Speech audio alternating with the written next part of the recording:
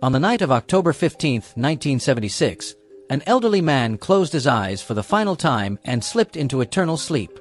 There was no violence, no grand spectacle, no dramatic scene of revenge or bloodshed.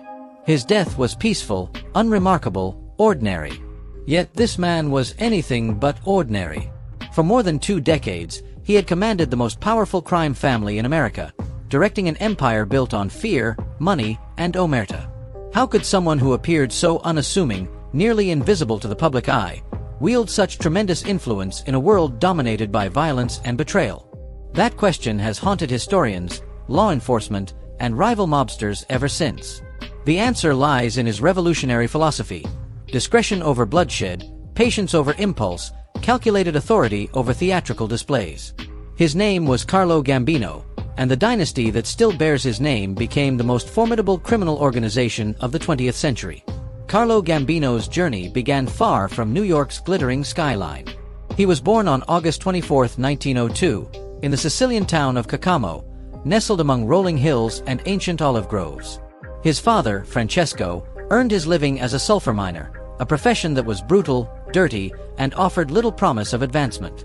Yet for the Gambino family, it provided steady, if modest, survival. His mother, Leonarda Maida, carried within her a fierce devotion to family loyalty and tradition, values she instilled in her children. Though not wealthy, the Gambinos were respected within their community, stable enough to weather the constant hardships that plagued Sicilian families. But the Sicily of Carlo's childhood was a land of stark contradictions. The island's breathtaking beauty masked a life of grinding poverty, corruption, and endemic violence. In the early 20th century, the Cosa Nostra functioned not merely as a criminal network, it operated as a shadow government. State institutions were weak and ineffective, forcing people to rely instead on the unspoken authority of men bound by omerta, the sacred code of silence. For ambitious young men like Carlo, the message was unmistakable. Official law enforcement could not protect you, but the mafia could. Formal schools offered little opportunity, so Carlo, like many of his peers, received his true education in the streets. There, he absorbed the unwritten rules of survival, where intelligence trumped muscle and silence held more value than gold.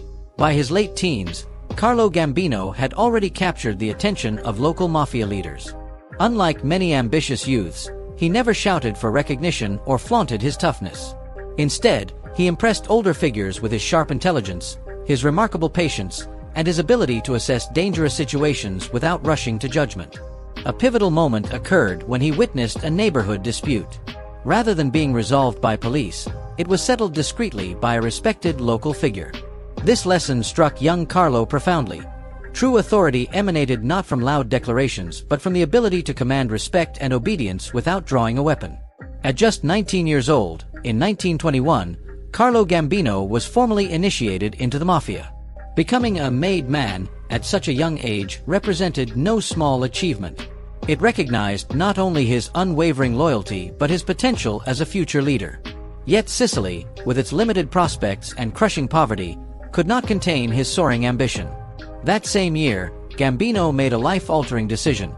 He would seek his fortune in America. Evading immigration controls, Gambino arrived illegally in New York in 1921. Like countless other Sicilians, he gravitated toward Brooklyn, where established mafia networks offered both opportunity and protection. He aligned himself with the D'Aquila crime family, under the leadership of Salvatore D'Aquila, one of the early power brokers of American organized crime. Here, Gambino honed his skills in the criminal underworld, engaging in extortion, loan sharking, and the thriving illegal gambling operations that flourished in the city's working-class neighborhoods. The early 1930s brought unprecedented chaos to the American Mafia. A savage conflict erupted between two rival factions, the forces of Joe Masuria, known as Joe the Boss, and those of Salvatore Maranzano. This brutal struggle, remembered as the Castellamarese War, left bodies littering the streets and the mafia world in complete turmoil. Gambino, young but already recognized for his shrewd judgment, placed his bet on Maranzano. It proved a strategic masterstroke, one that revealed his uncanny ability to align with emerging power before others recognized shifting tides. Maranzano's eventual victory significantly elevated Gambino's standing within the organization. Yet Gambino was not the type to tie himself too closely to any single leader. When Maranzano was soon assassinated, Gambino adapted seamlessly to the new order established by Lucky Luciano. Luciano's revolutionary innovation, the commission system, transformed the mafia into a more structured, almost corporate-style network. Gambino immediately grasped its advantages. Power would now be balanced, disputes mediated through discussion, and the mafia could prosper without the constant bloodshed that had plagued its turbulent past. By the mid-1930s, Gambino had become a trusted lieutenant within the Mangano crime family, one of the original 5 families recognized by Luciano's commission. He cultivated a reputation as completely reliable, discreet, intelligent, and perpetually observant. Unlike many mobsters of the era, he was never impulsive, nor did he flaunt his growing position. He listened carefully, observed everything, and learned constantly, always positioning himself for future opportunities. He rose methodically through the ranks, first as a capo commanding his own crew, and eventually as underboss. Then, in 1951, the mafia world was shaken by a scandalous disappearance. Vincent Mangano, head of the family, vanished without a trace. His brother Philip was discovered murdered. Officially, the perpetrator was Albert Anastasia, Mangano's volatile underboss and feared enforcer, known throughout the underworld as the Lord High Executioner. But many insiders suspected that Carlo Gambino had either orchestrated these events or, at minimum, positioned himself to benefit from the resulting chaos. What remains certain is that when the dust settled, Anastasia assumed control as boss, and Gambino was elevated to underboss, placing him just one strategic step away from ultimate power. Anastasia embodied everything Gambino despised about mafia leadership: violent, unpredictable, and dangerously reckless. His public displays of brutality drew unwanted attention from both the press and law enforcement, putting the entire organization at unnecessary risk. For Gambino, this approach was completely unacceptable. He believed that excessive visibility inevitably led to downfall. By 1957, Gambino and his carefully chosen allies had reached their breaking point. In one of the most infamous moments in mafia history, Anastasia was ambushed in a Manhattan barbershop, gunned down as he sat defenseless in the chair. Though never legally proven, all evidence points to Gambino as one of the masterminds behind the assassination, working in strategic alliance with Vito Genovese, who harbored his own ambitious designs. The calculated murder cleared Gambino's path to absolute power. Without fanfare, without any need for public declaration, Carlo Gambino assumed undisputed leadership. He renamed the organization after himself, and under his visionary guidance, it became the most powerful crime family in the nation.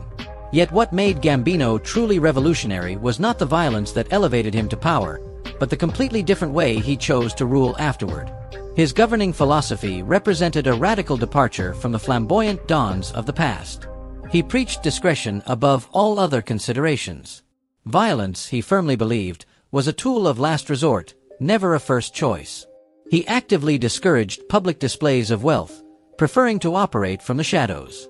For Gambino, attention inevitably meant scrutiny, and scrutiny led directly to arrests. Instead, he focused on constructing a criminal machine designed for longevity. His family expanded into legitimate businesses, using them as sophisticated fronts to launder money and generate steady profits. He encouraged strategic marriages and alliances that bound his family to others, forging unbreakable bonds with both the Lucchese and Genovese families.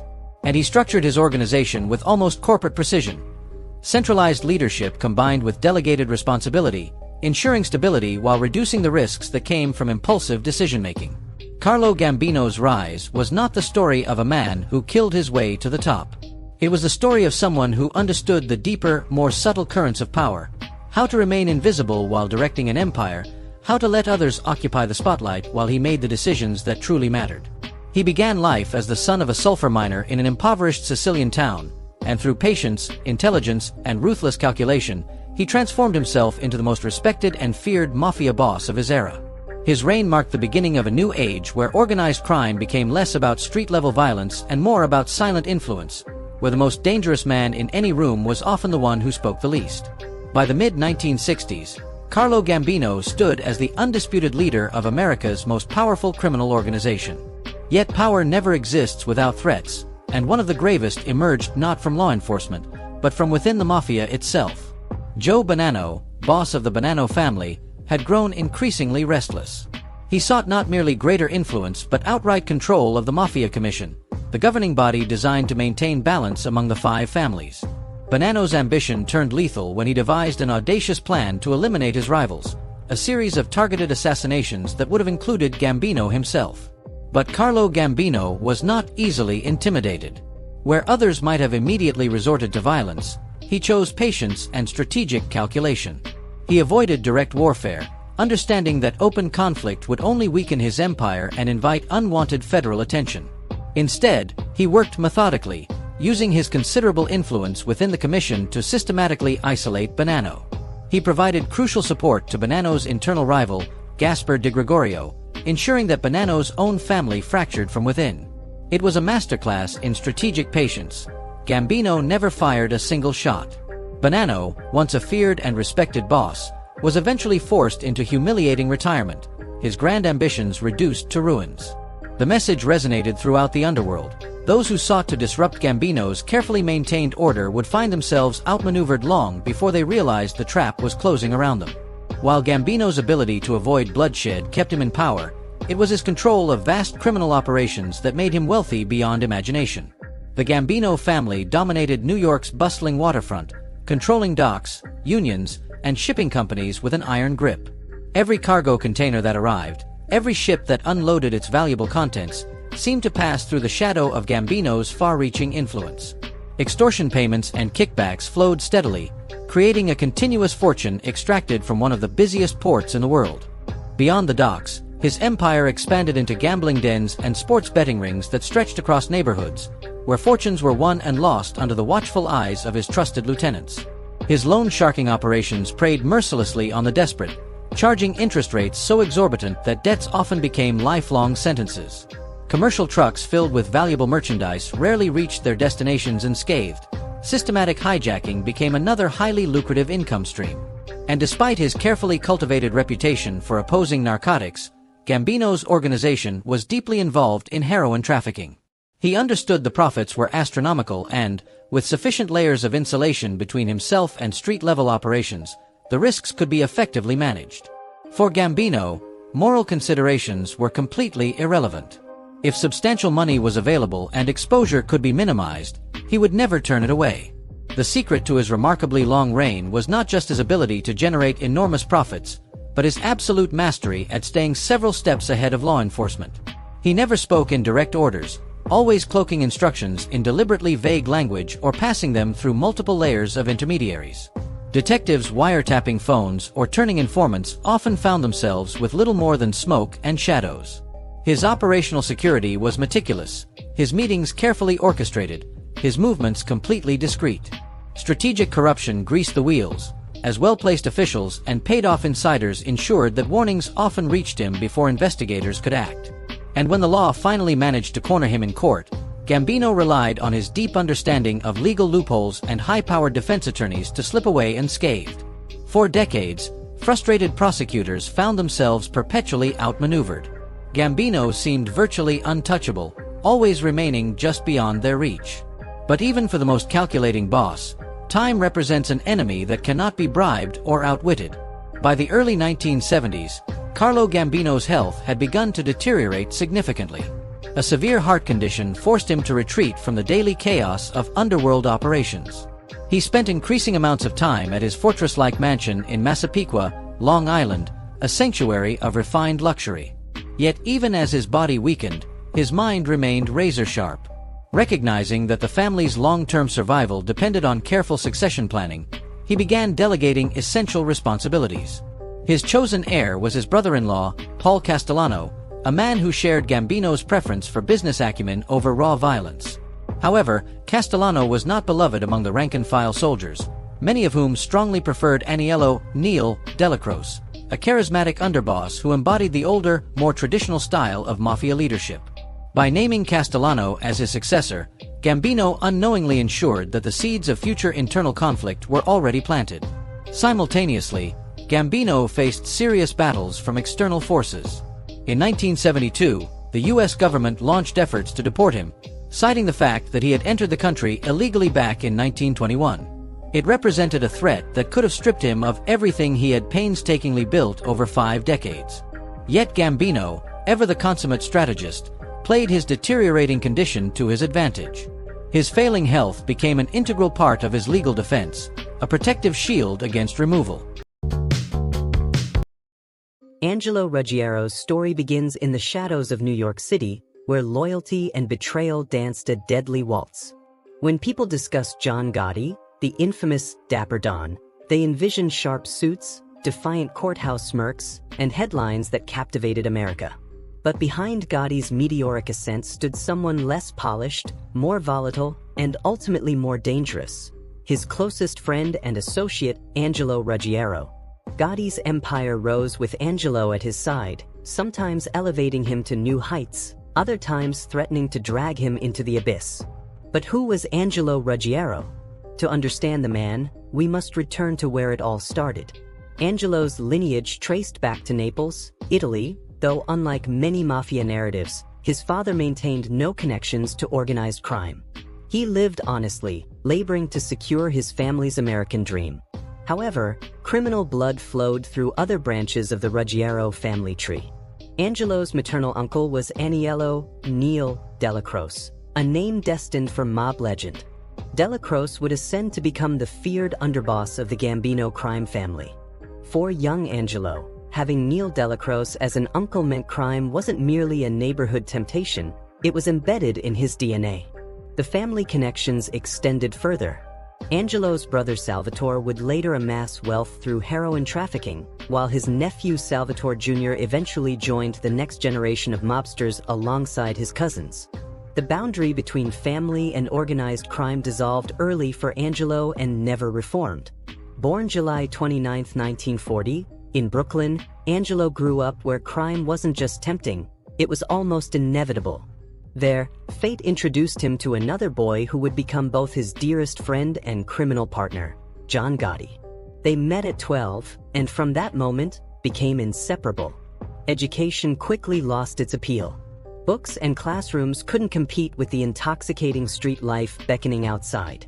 Angelo and John, restless and ambitious, abandoned school for the streets. Together, they joined Peter Gotti, John's older brother, in the Fulton Rockaway Street Gang, a crew of young delinquents surviving on theft and hustle. Their crimes began modestly: car theft, shoplifting, fencing stolen goods. But these weren't boys content with background roles. Both Angelo and John possessed natural magnetism that attracted followers and commanded respect. Soon, the two friends became the gang's driving force. John Gotti often assumed undisputed leadership, while Angelo ensured he remained close behind. They operated like a two-man show, John issuing orders, Angelo reinforcing them, both commanding unwavering loyalty from neighborhood kids. Even then, their defining traits were evident: Gotti's audacity, Angelo's unpredictability. That volatility earned Angelo a lifelong nickname, Quack Quack. Some attributed it to his awkward, duck-like waddle. Others insisted it stemmed from his mouth. He simply never stopped talking. His endless chatter, perpetually loud and animated, resembled a duck's incessant quacking. Regardless of origin, Angelo embraced the moniker like a badge of honor. Crucially, Angelo became John's de facto lieutenant even during their teenage years. Each morning, he'd phone Gotti with street intelligence, arrests, drug movements, available money. He wasn't merely a sidekick, he was an informant, advisor, and eventually, a soldier in John's climb to power. By the mid-1960s, John Gotti had graduated from street gangs to Carmine Fatico's crew within the Gambino family network. Angelo, perpetually following, earned his living primarily through auto theft. But ambition drove them higher, and 1968 delivered their first serious brush with major crime and severe consequences. That year, Gotti, Angelo, and several accomplices devised what appeared to be a simple scheme. Posing as truck drivers, they rented a vehicle and drove directly into an airport cargo terminal containing racks of expensive women's dresses. They loaded the merchandise, confident in their clean execution. Fortune, however, abandoned them. That same day, FBI agents conducted a routine raid. 10 arrests followed, including Angelo Ruggiero, John Gotti, and Gene Gotti. The charges were severe, threatening years of imprisonment. But the justice system contained vulnerabilities, and Angelo and John proved adept at exploiting them. When crucial evidence was ruled inadmissible, prosecutors faced a dilemma. A plea agreement emerged, guilty pleas in exchange for credit for nearly 3 years already served. By 1972, both men walked free. Freedom only sharpened their focus. Gotti assumed the role of Carmine Fatico's right hand, gaining respect and influence while climbing the organizational ladder. Angelo, ever faithful, advanced alongside him. Then came 1973, the year that would establish their reputations. That spring, the Gambino family faced an unprecedented crisis. Emmanuel Gambino, nephew of boss Carlo Gambino, was kidnapped by Irish-American gangster James McBratney and his crew. Despite receiving a $100,000 ransom, they murdered their victim. In organized crime, such actions constituted suicide. You never target the boss's family, and you certainly never kill them. McBratney had unknowingly sealed his fate. On May 22, 1973, 3 men impersonating detectives entered a Staten Island bar where McBratney was drinking. Their plan was straightforward: lure him outside, force him into a car, and eliminate him quietly. But McBratney resisted, triggering a violent struggle. Gunshots erupted, leaving McBratney dead before horrified witnesses. Police quickly traced the evidence. Witnesses identified 2 killers, Angelo Ruggiero and Ralph Gallione. By July 1973, both faced murder charges. That December, fate intervened when Gallione died in a home electrocution accident before trial. However, police possessed more than witness testimony. They had an informant. Willie Johnson, a Gambino associate secretly cooperating with law enforcement for years, revealed that the 3rd participant in McBratney's murder was John Gotti himself. Realizing his freedom was temporary, Gotti went underground, evading authorities for nearly a year. But even Gotti couldn't hide indefinitely. In May 1974, another Johnson tip led to his capture. Now both Gotti and Angelo faced the justice system's full weight.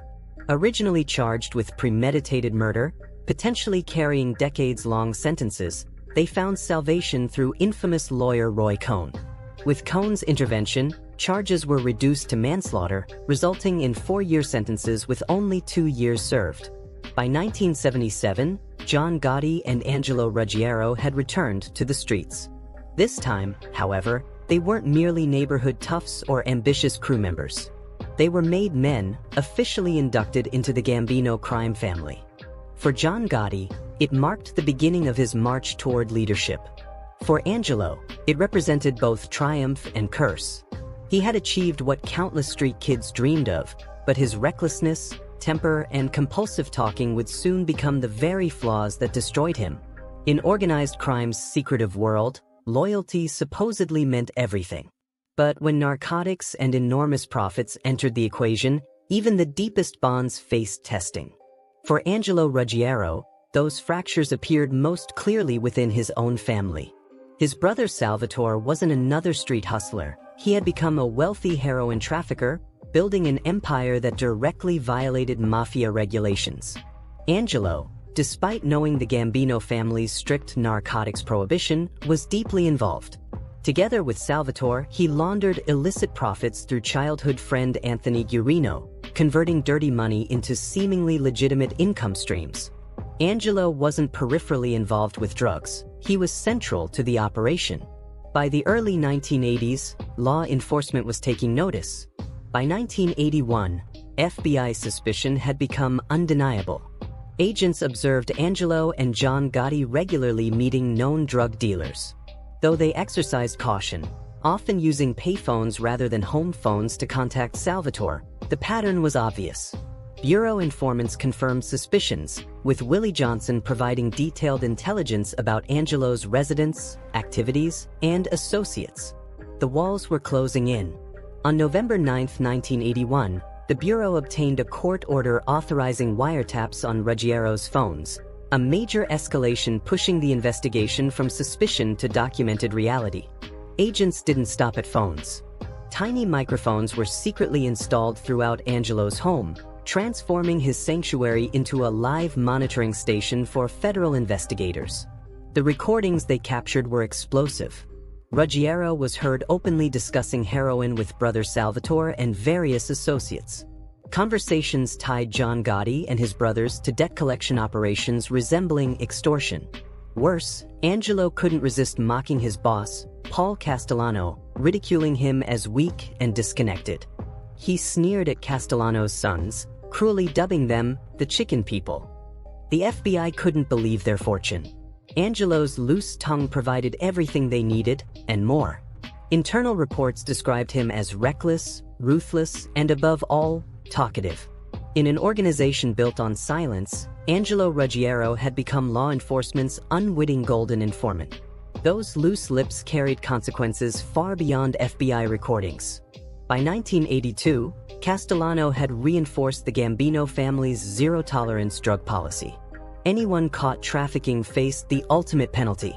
When Little Pete Tambone was accused of heroin sales, Castellano ordered John Gotti to execute him, a loyalty test proving where his crew's allegiances lay.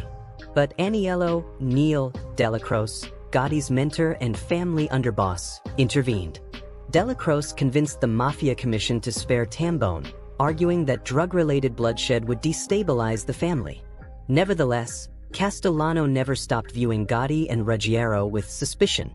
Angelo, meanwhile, played a perilous double game, regularly visiting Castellano while pretending loyalty, then privately ridiculing him afterward. Every meeting, every report carried an undercurrent of betrayal. Tension was escalating, and explosion was inevitable. On May 6, 1982, tragedy struck. Angelo's brother Salvatore died in a Florida plane crash that also claimed his wife and both pilots. For Angelo, the loss was devastating. But grief wasn't his only burden. Salvatore's death intensified FBI scrutiny. Agents examined his financial records, drug connections, and associates, all pointing directly back to Angelo. Already paranoid, Angelo felt the noose tightening. His brother's empire had collapsed overnight, shifting all attention to him. By August 1983, the hammer fell.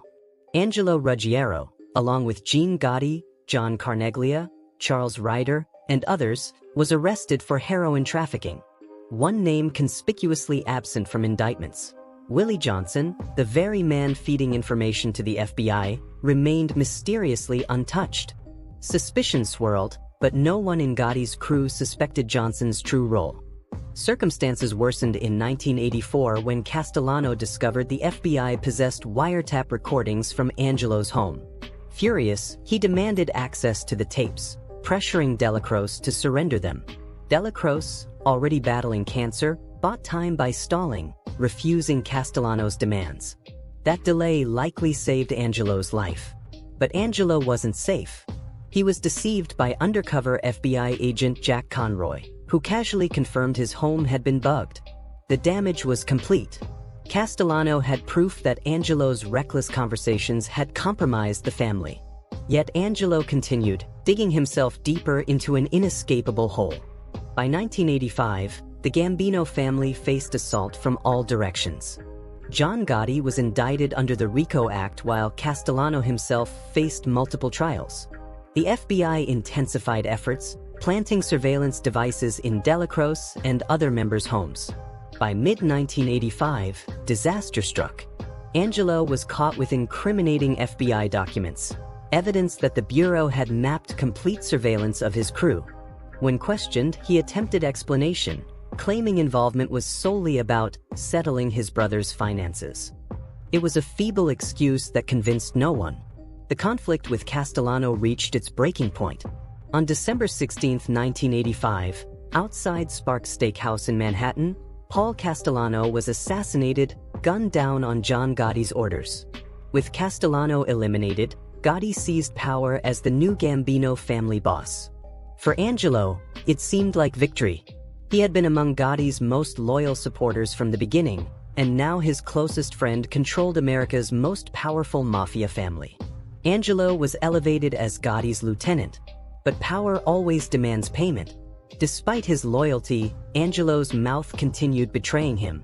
Wiretaps captured him privately criticizing Gotti, questioning decisions that eventually filtered back to the boss. In 1986, he orchestrated Robert DiBernardo's murder, a respected Gambino capo, allegedly to eliminate competition for the underboss position. But the killing raised more questions than it answered, spreading suspicions about Angelo's motivations. Shortly after, he plotted an assassination attempt on Anthony "Gaspipe" Casso, the ruthless Lucchese family underboss. The hit failed spectacularly. Casso survived and never forgot who was responsible. Retaliation followed, cementing Angelo's reputation as reckless and incompetent. Even within Gotti's family, doubts multiplied. Gotti's son later admitted his father eventually shelved Angelo, removing him from meaningful authority after the string of failures. The once indispensable man was now viewed as a liability. Angelo's problems extended beyond failed assassinations. He remained under federal investigation for heroin trafficking, and courtroom behavior only damaged his standing further. During bail hearings, frequent judicial outbursts earned him a reputation for being uncontrollable even in legal proceedings. Though released in 1989, freedom brought little relief. Angelo was terminally ill with cancer, his health rapidly deteriorating.